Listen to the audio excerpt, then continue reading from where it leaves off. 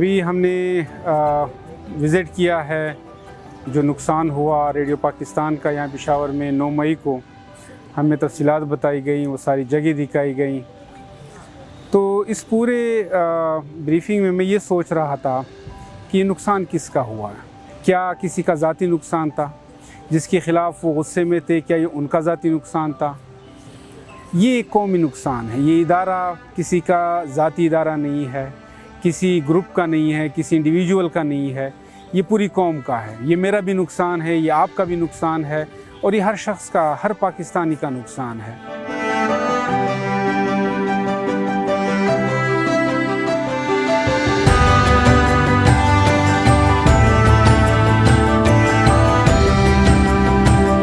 हम यहाँ पर आज आए हैं अपने स्टूडेंट के साथ, रेडियो पाकिस्तान पेशावर के साथ इज़हार यकजहती करने।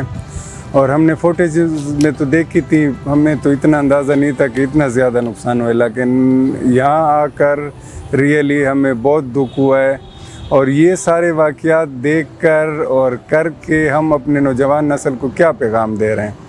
मतलब है कि हम एक पॉजिटिव, हम अपने एसेट्स को जला रहे हैं, हम पाकिस्तान को जला रहे हैं। हमें तो चाहिए था कि हम पाकिस्तान को आगे लेके जाएं, हम पाकिस्तान के एसेट्स की हिफाजत करें, ना कि पाकिस्तान के एसेट्स को हम जलाएं।